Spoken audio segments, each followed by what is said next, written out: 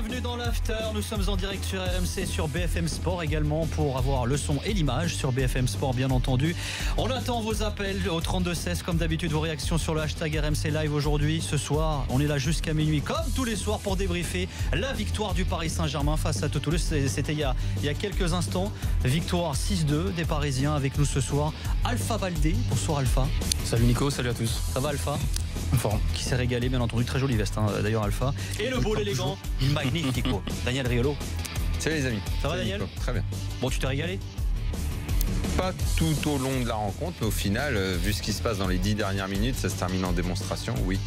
Mais il y a pas mal de choses à dire sur, on va dire, de la 45e à la 75e. Ouais. Il y a beaucoup de choses à dire sur ce match globalement. On va faire le point justement sur cette troisième journée de Ligue 1. Aujourd'hui, Lille s'est incliné 2-0 à domicile face à Caen. Là aussi, il y aura des choses à dire sur ce match. Marseille qui a fait match nul face à Angers, un but partout.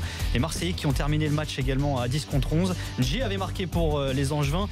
Toko Ekambi a égalisé, plutôt pour les Marseillais, Toko Ekambi a égalisé pour les Angevins. Et le Paris Saint-Germain donc qui vient de s'imposer 6-2 avec un doublé de Neymar, un but de Rabiot, de Cavani, de Pastore, de Kurzawa pour le Paris Saint-Germain. Gradel avait inscrit le premier but du match pour Toulouse à la 18e et Julien également a marqué pour le TFC. Au classement, il y a 3 équipes pour l'instant qui font carton plein. On a le Paris Saint-Germain, donc l'AS Monaco et l'AS Saint-Etienne. Juste derrière, on retrouve Lyon et Marseille qui sont à longueur donc des 3 leaders pour le moment. Bordeaux, Angers, 3 Montpellier et Strasbourg dans la première partie de tableau. Et on retrouve dans la zone rouge Metz et Amiens avec en position de barragiste Dijon, un petit point, aucun point marqué après 3 journées par les Messins et les Amiénois. On vous attend donc au 32-16. Voici quelques résultats étrangers également, puisque alors ça joue d'ailleurs en ce moment en Espagne entre le Déport et le Real qui mène 2-0.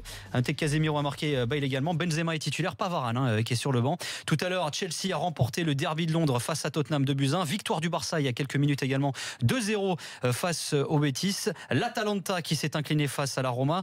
L'AC Milan, alors le nouvel AC Milan qui s'est imposé largement 3-0 face à Crotone, et l'Inter aussi s'est imposé largement, c'était face à la Fiorentina. On va débriefer bien entendu le gros score, le gros match de la soirée, cette victoire 6-2 du Paris Saint-Germain face au TFC. Mais comme tous les soirs, l'important, c'est les 3 points. L'important, c'est l'essentiel. Le plus important, c'est les 3 points. Et souvent, l'essentiel, c'est le plus important. Les 3 points de Daniel Riolo ce soir. Eh bien, ça peut paraître paradoxal au vu du score final, mais je le répète, il y a eu un feu d'artifice à la fin. Et entre-temps, et avant surtout, moi j'ai trouvé que le PSG avait été intermittent. J'ai beaucoup aimé leur première période, où ils ont été menés, où finalement il n'y a eu que 2-1. Mais j'ai bien aimé tout ce qu'ils faisaient, la récupération du ballon. Le jeu collectif était intéressant. J'ai beaucoup moins aimé la seconde période, qui certes s'est finie en feu d'artifice, mais a reposé un peu sur les individualités. Et le jeu collectif n'a plus beaucoup existé, avec des longues périodes de grande suffisance, même de Neymar. Et ouais, il faut oser le dire, même ce soir quand il fait un festival à la fin là, avec cette rigolade sur les pantins toulousains. Tu trouves que c'est too much? Bah non, il fait. Non, je te pose la question. Non, je te pose la question. L'action, elle est extraordinaire. Non, je dis avant. Avant, il y avait le jeu collectif et lui n'était pas forcément flamboyant. Donc, il faut pas tout oublier dans un match sous prétexte que t'en prends plein les yeux et tout. Donc ça, c'est pour mon premier point. Le deuxième point, c'est un débat que tout le monde fait et anime ces dernières semaines, 4-3-3 ou 4-2-3-1. Bah, on va en reparler ce soir. Moi, je pense surtout que ça dépend des hommes qui sont dans le milieu de terrain et qu'à la limite, peu importe les numéros. Et celui que j'enlèverais si on doit mettre un 4-2-3-1 n'est peut-être pas celui que tout le monde pense, mais moi celui qui doit sauter selon moi c'est Verratti. Et enfin, le troisième point, c'est même encore une fois, c'est paradoxal, même s'ils ont pris une raclée, moi je trouve que Toulouse, quand ils reviennent, ils mènent, ils reviennent, et ben, je trouve qu'ils ont fait un bon match et ils n'ont pas mis le bus. Coup de bluff de Duprat qui avait dit je vais parquer le bus, je trouve qu'il ne l'a pas fait. Il a essayé de jouer, il a essayé de proposer autre chose. Et ça s'est terminé en raclée. Voilà. Alpha, tes 3 points. Bah écoute, premier point, moi je trouve que Paris dans l'ensemble a quand même géré ce match. En première période, ils ont, comme le dit Daniel, été menés sur prix d'entrée par une équipe toulousaine qui n'a pas fait que défendre dans ce match. Donc a proposé quelques difficultés aux Parisiens, quelques actions placées sur des ballons intéressants. Gradel qui a une bonne recrue pour Toulouse, faut le dire, qui marque un beau but. Oui, c'est vrai, pas mal qu'ils aient pris Gradel. Moi, ça m'a bien plu quand je l'ai vu qu'il vient à Toulouse, parce que c'est le genre de joueur qui connaît tellement bien ce championnat. On se rappelle de sa dernière saison à Saint-Etienne, donc ça va te faire un bonus forcément. Et malheureusement, il perd un attaquant aussi avant ce match. Mais bon, dans l'ensemble, je trouve que Paris, même si le score ne reflète pas forcément tout ce qui a été fait dans ce match, je pense que Paris a globalement maîtrisé son sujet. Deuxième point, je pars sur Lille. Alors, on va pas remettre en question le projet lillois, on va pas déjà commencer à taper sur Marcelo Bielsa, mais lorsqu'il fait des erreurs ou lorsque son équipe ne va pas bien, ne marche pas bien, comme lui d'ailleurs est lucide, et j'invite tous ceux qui construisent une sorte de no touch à Bielsa autour de lui, de l'écouter un petit peu. Dans sa conférence de presse d'après-match, je l'ai trouvé très lucide, quelqu'un de très raisonné, comme quoi ça n'a pas marché, il s'est trompé, en face Patrice Garand a gagné. Il avait déjà fait lors du précédent match. Oui, lors du précédent match, mais là aujourd'hui je l'ai trouvé encore de façon. Ouais, il le fait très souvent. D'ailleurs, les personnes intelligentes le font très souvent. Lucien Favre aussi le fait. Donc voilà, je pense que Lille aujourd'hui face à Caen, ils ont tombé sur une équipe qui avait bien préparé son match et les Canets, franchement, mea culpa sur ce qu'on a dit hier. On a vu quelque chose de très intéressant aujourd'hui. Et troisième point, Chelsea qui ont retrouvé un petit peu l'âme du champion de la saison dernière, sans maîtriser. Qui était quand même la grosse affiche de cette deuxième journée de Première Ligue. Ils ont retrouvé, comme tu dis, peut-être uniquement l'âme. Parce que pour ce qui est du jeu, oui, on est d'accord. C'est d'ailleurs pour ça que je propose, c'est alors il gagne, c'est un peu vide, bien, mais j'aime vraiment pas ce on est d'accord. Et d'ailleurs, ce milieu à 4 où on n'a pas compris exactement qui fait quoi, on a vu N'Golo Kanté, Bakayoko qui a eu du mal à retrouver ses repères. Mais on s'est même demandé si c'était vraiment un milieu à 4 d'ailleurs, parce qu'il défendait à 5. C'est ça, il défendait souvent à 5. On comprenait pas ce qu'il voulait faire tactiquement, mais au final, c'est une équipe qui réussit à s'imposer devant un Tottenham qui faisait le jeu. Je pense que c'est une victoire après leur défaite face à Burnley lors du premier match, qui va leur faire du mieux au moral, puisqu'on sait que l'intersaison a été un petit peu compliquée du côté de Chelsea et qu'Antonio Conte, il faut le rappeler, n'a pas hésité à démissionner à la Juve à cause du mercato. Donc je pense que c'est une victoire qui va ramener un petit peu le calme dans cette équipe de Chelsea. Et alors moi, mes 3 points, alors moi aussi il y a du Lille. Alors est-ce qu'il faut s'inquiéter ou pas déjà? Alors il y avait déjà eu le match bizarre avec un scénario bizarre contre Strasbourg avec cette lourde défaite. Alors là pour le coup c'est vraiment Caen qui doit se plaindre du hasard, puisque c'est eux qui ont eu 2 blessés après une demi-heure de jeu. Ils ont été dominés à domicile contre Caen. Je crois que c'est la deuxième fois de leur histoire en 25 matchs qui perdent contre Caen à domicile. Alors les stats qui n'étaient pas forcément en leur faveur, mais ils ont quand même franchement peiné les Lillois dans ce match. C'est ça qui était vraiment inquiétant. Il y a les stats, on peut leur faire dire ce qu'on veut, mais c'est vrai qu'il y a aussi le jeu, il y a le fond, et les Lillois étaient franchement inquiétants là-dessus. Et puis Garand qui lui, pour le coup, avait aligné l'équipe audacieuse. Bien lui en a pris. Et je pense qu'il connaît bien Bielsa, parce qu'à Marseille aussi, je sais pas Daniel si tu te rappelles, il avait battu Bielsa sur les 2 matchs. On en parlera après, parce qu'on va parler du match du PSG avant, mais il y a des choses effectivement. Garand fait une fixette sur Bielsa et il a très bien mené son match et il a très bien géré l'affaire. Ouais. Et on en profite également pour vous annoncer que demain Luis Campos, le bras droit du président Lopez, sera l'invité de Tinduga sur RMC.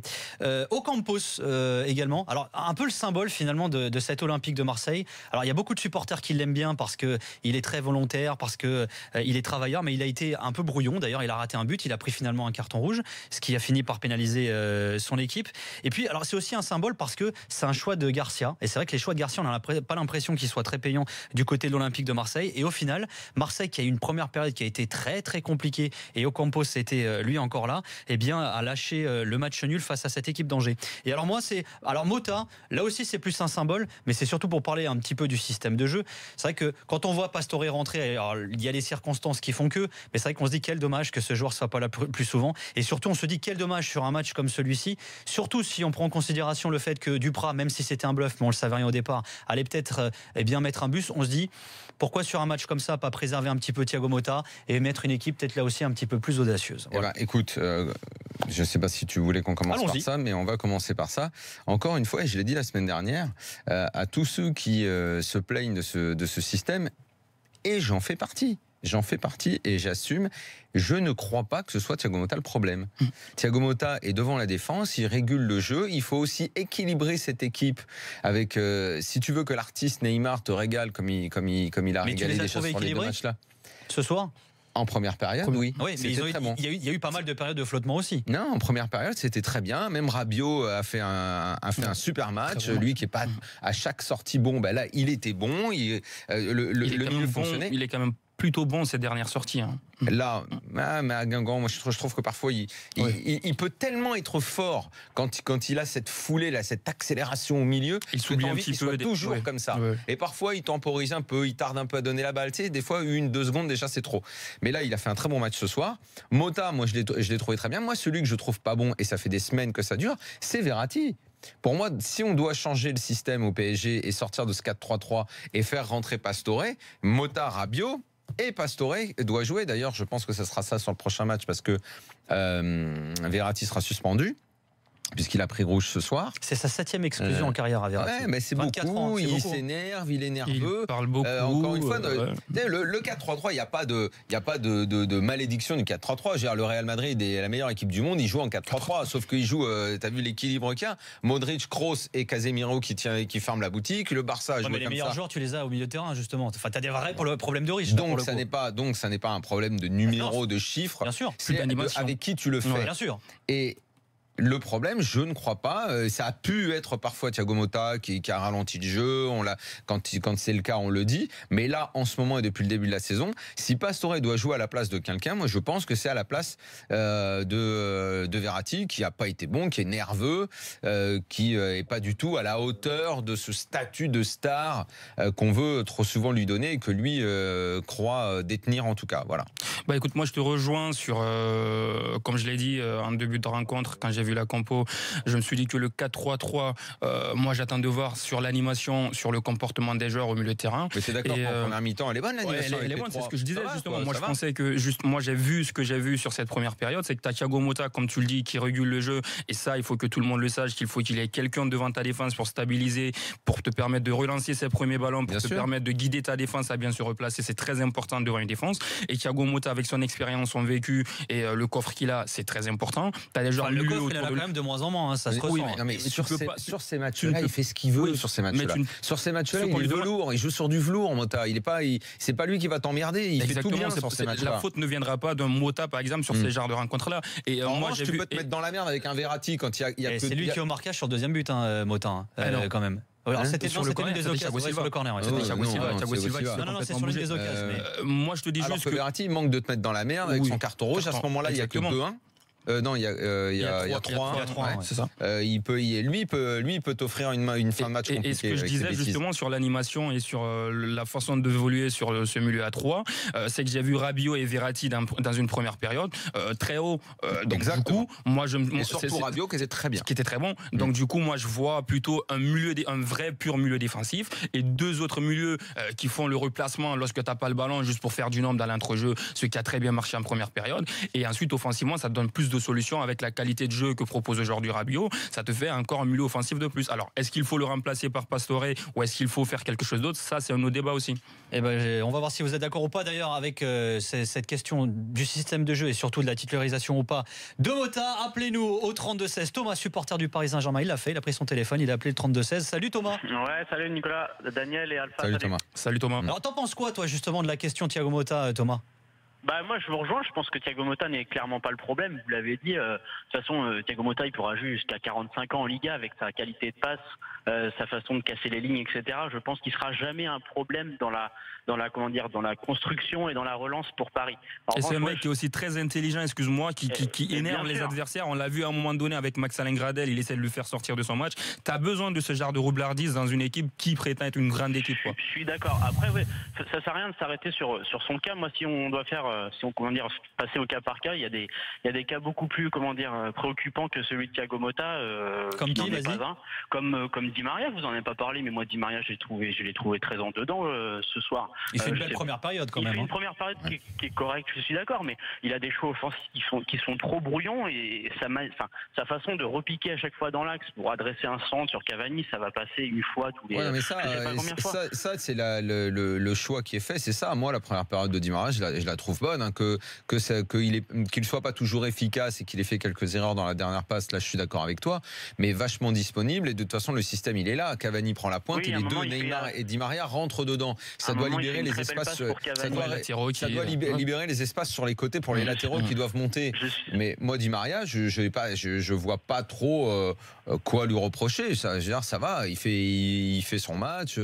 Il est hyper actif. Il est très disponible dans la construction du jeu. sur la première période qui collectivement est aboutie, je trouve bien. C'est pas non plus le Di Maria, Daniel, qu'on a eu en les 6 derniers, à partir du moment où Draxler est arrivé au PSG. Oui, non, mais il peut être mieux, Thomas, d'accord, il peut être mieux, mais je trouve pas qu'il. C'est pas infamant, quoi. Dire qu'il peut être mieux, c'est ok. Et Thomas, tu parlais de plusieurs individualités qui t'avaient posé problème, toi, ce soir. Donc pour toi, il y a Di Maria, il y en a d'autres. Mais non, mais après, moi, je vais même pas être objectif parce que je suis un fan inconditionnel de Pastore. Mais moi, un mec comme ça, mais comment il ne peut pas jouer? Mais t'enlèves qui alors? C'est toujours la même question. Je suis d'accord, mais de toute façon, je sais pas quand est-ce qu'il va tenter son 4-2-3-1 Emery, mais j'espère qu'il va avec la suspension de Verratti, j'espère qu'il sera amené à le tester. Je pense que ça peut aussi amener quelque chose de différent, c'est-à-dire pas quelque chose de plus, mais quelque chose de différent, une option supplémentaire pour le PSG. Et je pense que l'équilibre de l'équipe peut aussi être efficace en 4-2-3-1. Mais tu sais, Thomas, moi je sais pas s'il a vraiment les mecs pour le faire. Est-ce que Thiago Motta, qui a joué toute sa vie dans un système comme ça, tu vas le mettre à 2 avec un mec à côté de lui qui va être Rabiot, et Rabiot non plus pas habitué à jouer comme ça?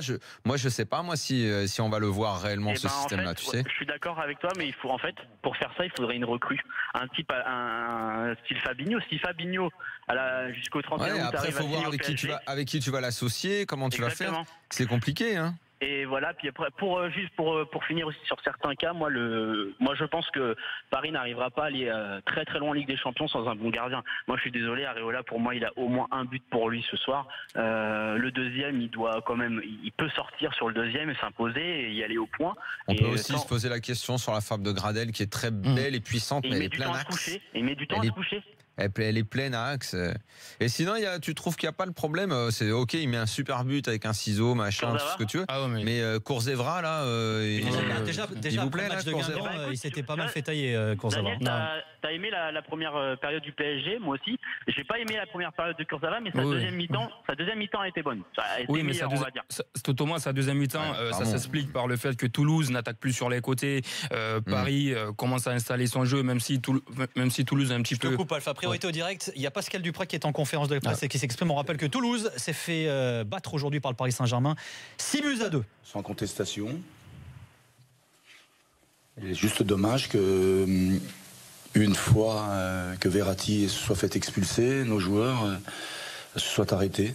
Parce que logiquement, quand une équipe est à 10, elle est plus fragile. Alors, il faut le prendre avec mesure concernant le Paris Saint-Germain, mais à 10, on prend 4 buts. Voilà.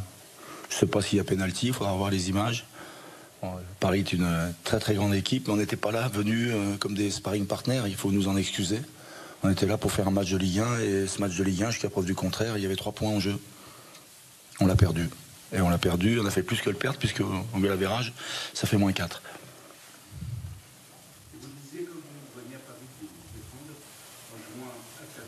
Allez, Pascal Duprat qui est en conférence de presse au Parc des Princes. Le Paris Saint-Germain qui vient de battre le FFC 6-2. Que défendre, on n'a pas fait que ça. On a essayé de sortir chaque fois qu'il y avait l'opportunité. 32 millions contre combien de millions les budgets? Le foot, ça se joue aussi comme ça. 32 millions, c'est le budget de TFC. Voilà. Et malheureusement, nous n'avons pas les joueurs au talent de ceux du PSG, mais je suis très content de coacher cette équipe-là, parce qu'elle est jeune, parce qu'elle progresse. Et encore une fois, à 3-2, j'entrevoyais une autre issue, tout en considérant depuis le début de la partie, et bien même avant, que Paris était supérieur. Mais à 3-2, si on n'avait pas abandonné, si certains joueurs rentrants, également jeunes, avaient considérer qu'il faille davantage courir que marcher, bien peut-être que nous aurions fait un meilleur résultat. En tout cas, l'écart était moins grand, j'en suis certain.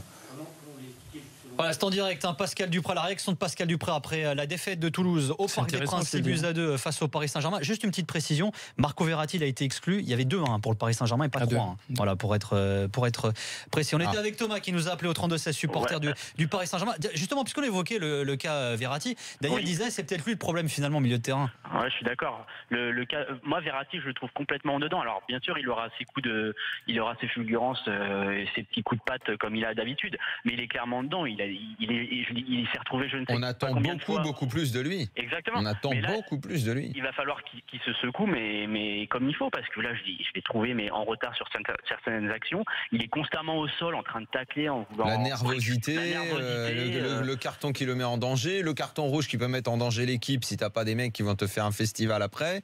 Non, mais ce cas-là, ouais, m'intrigue beaucoup, parce que je pense qu'il est pas encore rentré du tout dans sa saison. Je ne sais pas s'il est vraiment, s'il a vraiment la tête à Paris. Enfin, je pense, parce que voilà, mais l'épisode Barça est passé derrière lui. Mais il faut qu'il se remette dedans. Voilà, c'est indéniable. Moi, je dis, faisons le compte. Juste saison dernière et les 3 matchs-là, le nombre de fois où il est réellement bon. Alors, il y a une réaction sur le hashtag RMC Live, c'est Kevin qui nous dit Verratti ne progresse pas depuis quelques saisons et je n'oublie pas son cinéma cet été. Alors c'est vrai qu'il y a pas mal de supporters parisiens qui nous reprochaient ça aussi. On appelle ça une Verratti maintenant. Alors moi, à la limite, je vais mettre le cinéma de côté. J'en ai assez parlé de son comportement, tout ça et tout. Parlons juste de jeu en essayant d'être objectif. À partir du moment où t'exiges, tu dois aussi derrière assumer. Ok, ça c'est vrai. Allez, ça aussi, mettons-le aussi de côté. Parlons juste de ce qu'il fait sur le terrain. Sur la saison dernière. Et là, le début de celle-ci, le nombre de fois où il est réellement bon, si tu comptes les blessures, ou les moments où il est blessé, les moments où il revient, où il n'est pas en forme, un match extraordinaire, où c'est Marcolino, la folie, on l'adore, machin, les petites babales, toc, tac, tac. Match aller contre le Barça, il est fantastique, 60e, il a des crampes tellement il est stressé, il a du mal à gérer le machin. Au retour, bon, il sombre comme tout le monde. Sa fin de saison, ça... Voilà, le mec qui a fait ce cinéma, qui veut un statut de meilleur joueur du club, machin. Bon, moi je trouve qu'il a encore beaucoup à montrer pour nous faire oublier les défauts. Moi je trouve.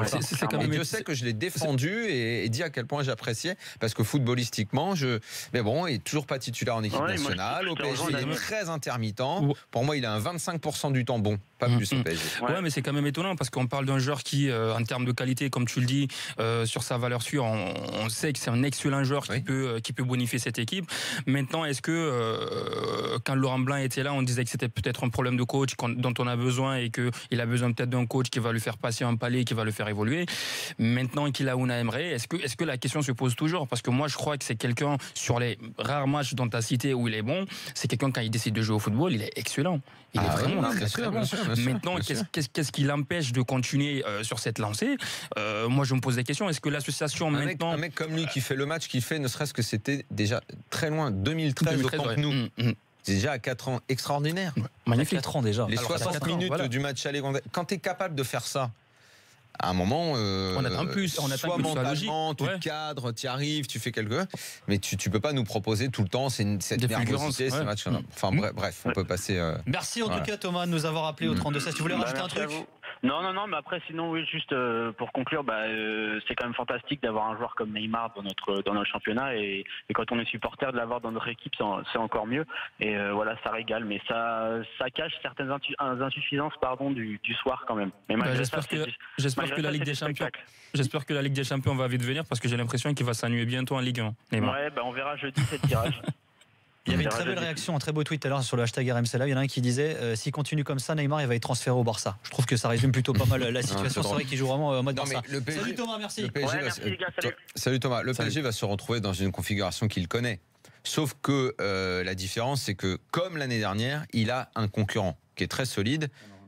A priori, pour l'instant, on va dire qu'il y en a un. On espère que les autres vont tenir le coup. Mais déjà, il y a Monaco. Mais on se souvient d'il y a 2 ans, il y a 3 ans. Ok, il n'y avait pas Neymar pour faire le côté festival de dribble, mais tu avais Ibra qui écrasait tout et qui lui aussi faisait beaucoup de spectacles. Et donc, à chaque fois, le révélateur, c'était hop là, on fait un bon et on attend février. Et ben là, ça va être pareil. Sauf que là, bon, ok, ce soir, c'est feu d'artifice, c'est fantastique, faut pas faire la fine bouche. Ce que fait Neymar, c'est sur la fin de match, c'est incroyable. Pendant une demi-heure, pratiquement, moi, je trouvais qu'il en faisait trop. Sur ses prises de balles, au lieu de la donner, il gardait. Et à un moment, tu pouvais prendre le large pour te mettre à l'abri et éviter une difficulté si tu avais un coup dur. Et le coup dur, en plus, il est arrivé. Bon, bref, il n'empêche qu'il a quand même retourné le match. Très bien. Mais ça va être plus tard, de toute façon, qu'on va attendre. Parce que le festival Neymar, ses buts, le fait qu'il soit très fort et tout, c'est bon. On sait qu'on va le voir. Oui, ça, on va être ravis de le voir. Mais on l'a déjà vu au PSG, ce genre de choses-là. On va développer dans justement. un style différent, mais Ibra, quand il se mettait à régaler, il régalait. Tu vas régaler dans quelques instants aussi, Daniel, sur le cas Neymar, bien sûr. Sachez que le Paris Saint-Germain vient de battre le TFC 6-2, puisqu'on parlait de Neymar. Il a claqué un doublé. Il a donné 3 passes D. Rabiot, Pastore, Kurzawa ont marqué également pour les Parisiens. Gradel et Julien pour le TFC. Non, la passe D, Rabiot, faut arrêter. C'est pas une passe décisive, Rabiot. Tu sais qu'en Angleterre, même un penalty obtenu est une passe décisive. Oui, mais enfin bon, ça c'est. Marseille-Angers, un but pour faire partout. des stats, mais... Et le LOSC s'est incliné 2-0 face à Caen. Sachez que ça joue également en Espagne, que le Barça a battu le Betis 2-0 tout à l'heure avec le Real. On est à la 51e, mène 2-1 face au Déport. L'after revient dans quelques instants.